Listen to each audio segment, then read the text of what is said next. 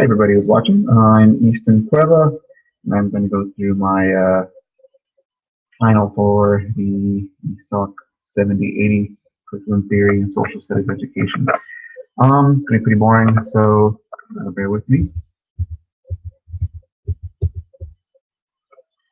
The main issue I'd like to discuss in this video is my evolving ideas on what goes into your curriculum. And each module in this class, the reading material shaped the way I think about curriculum design. It shaped how the various subjects within social studies all come together, and I feel I'm ready to take a stand on what kind of social studies teacher I would like to be.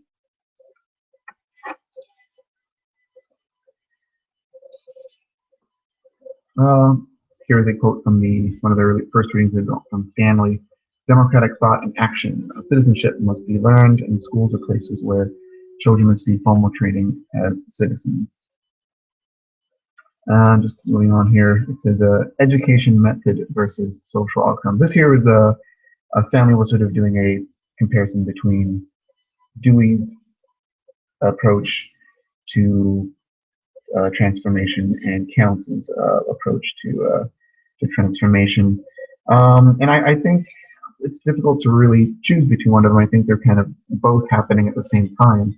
I mean, if you want a social outcome, you're going to have a educational method that does sort of encourage intellectual thought.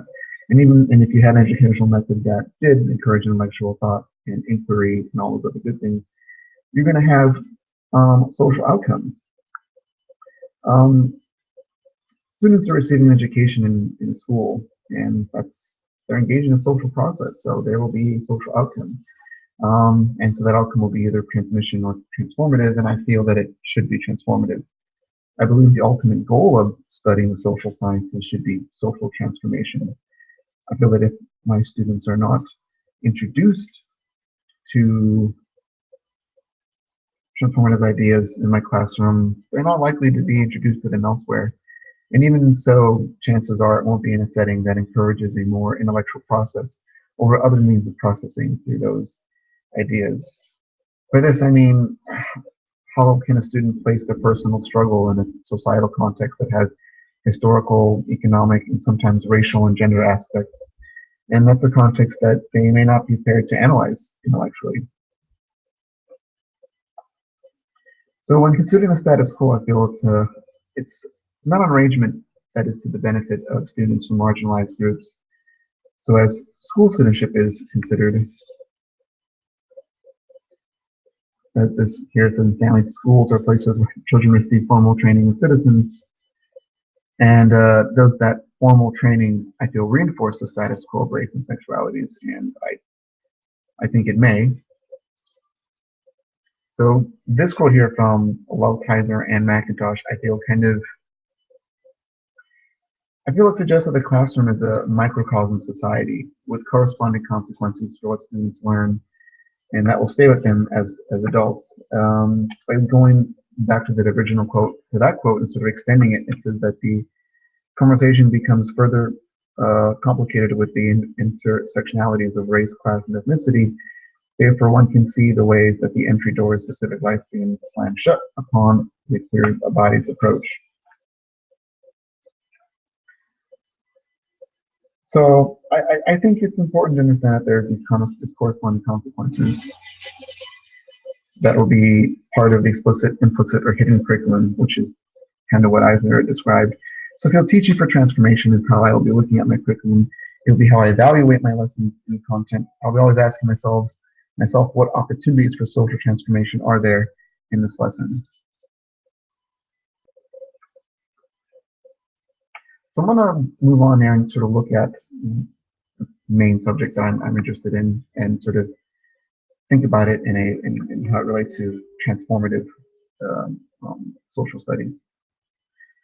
So, when considering a social studies subject, as we did in our various modules, I feel the main thing to keep in mind as I approach curriculum is how each lesson will encourage my students to consider the content that I'm teaching them as much more than just arbitrary information to be memorized for a test at a later date. This requires a great deal of getting to know my students, being able to foresee ways that the content is crossing into their lives outside of school, in ways that's probably not obvious to them. I like to think that the primary source for a social studies class should be the social study, I mean the society itself. I think that should be the sort of primary source of society the students are coming from, and not just the textbooks that come with the class. I really don't want my class discussion to be limited to a textbook. So I ask myself now, what does transformative social studies look like? How would it appear in each subject? How would it appear in history class? So when thinking about history, it's sort of like, it almost seems like history would be incompatible with transformative curriculum. How can you transform what has already happened in the past? Wouldn't that be rewriting history? And to that I say, I guess it technically is. And I don't think it's a bad thing once you accept certain views of history. The first being that the official history, the one that we will find in our textbooks and media and movies and all everywhere else outside of the sort of classroom the students will be sort of encountering on a daily basis. It's all merely an interpretation. It's a narrative that authors of a textbook felt best being whatever fitted the requirements or limitations they're working under, be it length, focus, bias, and so on. So this goes to this quote from the Siegel reading, which is, how one stories the past as much as who stories it, and for what and whose purposes, therefore becomes inseparable from the knowledge being produced and the opportunities this knowledge allows under different interpretations to be cultivated. I feel this covers this notion well. It suggests that all histories, when considering their context and authorship, removes the ambiguous authority of historical record and opens the door for reinterpretations. So I feel history should be more than just absorbing predetermined, safe perspectives that will cause as little social awkwardness as possible in the classroom and communities. Going on to the Seixas reading, history as dogma. Historians, curriculum experts, textbook writers, and school authorities make all decisions about the right versions of the past, and the student's only job is to absorb it. He uses the term dogma, which I feel reinforces the notion that students are being expected to fall in the line rather than expand and grow. Because if you kind of look at history as being a fixed set of information, then you have to think about the limited opportunities for students' intellectual growth. This falls into the second view on history that I think should be considered, and this is the history. And that is that history is not a passive area of academics. I think students should do history, not simply memorize names and dates, but by doing history, such as reading primary sources like the autobiographies, as the primary reading sort of listed, and is forming their own arguments and conclusions. And I feel that by doing that, students are, in essence, they really are rewriting history. So with the goal of transformation in mind, the curriculum becomes one focused on providing students with opportunities to encounter perspectives of history that are largely overlooked in official narratives. Once again, going back to the autobiographies of marginalized groups, this is something that is a good way to explore this. So I would be introducing students to historical figures from these marginalized groups and letting students see those groups that these groups were never just passive characters whose only role was filling in the background, while the usual heroes, such as presidents, generals, and businessmen, were the ones making history. History in which students are receivers of information are ones in which they are its producers. A history education that provides students with what to think, or one that encourages them to think. I think this gets to the heart of the transmission versus transformation debate.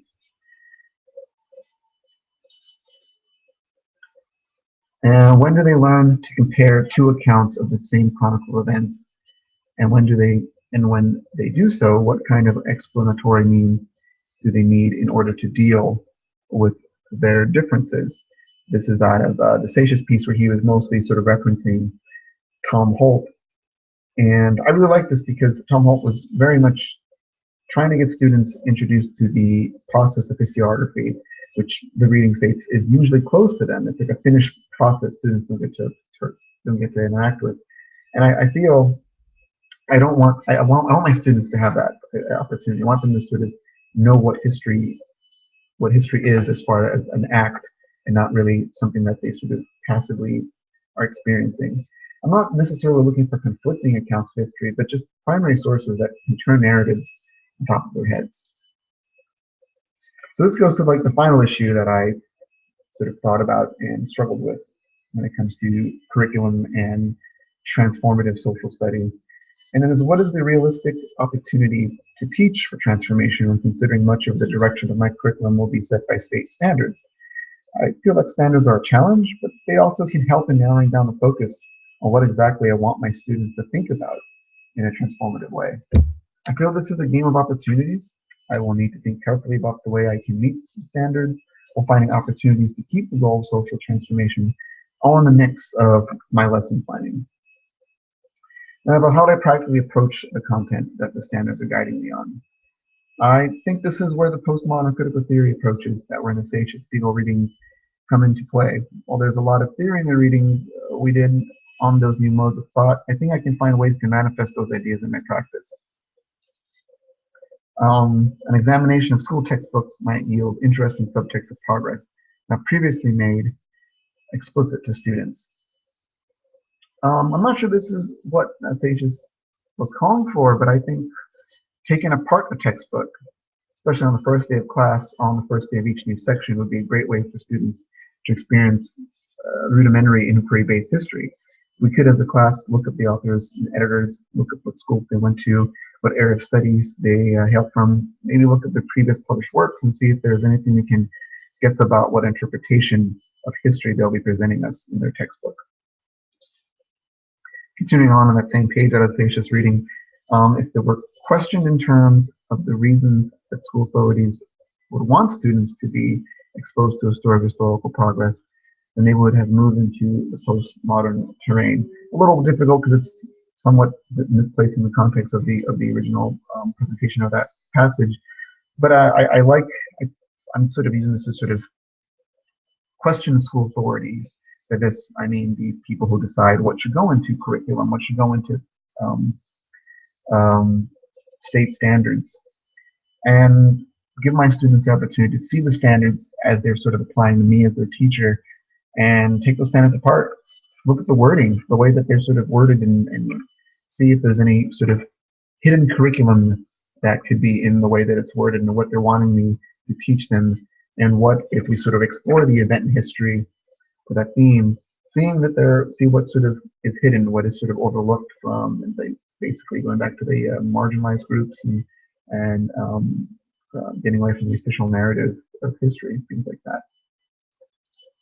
And so, in conclusion, I feel that when I'm drafting lesson plans and looking for ways to form a cohesive curriculum for social transformation, I'll be relying heavily on these ideas, keeping them in the forefront of my mind, and I'm better prepared to sort of struggle, or well, not really struggle, better prepared to sort of handle what standards are going to be passed down to me, and keep in mind the ultimate goal of social transformation.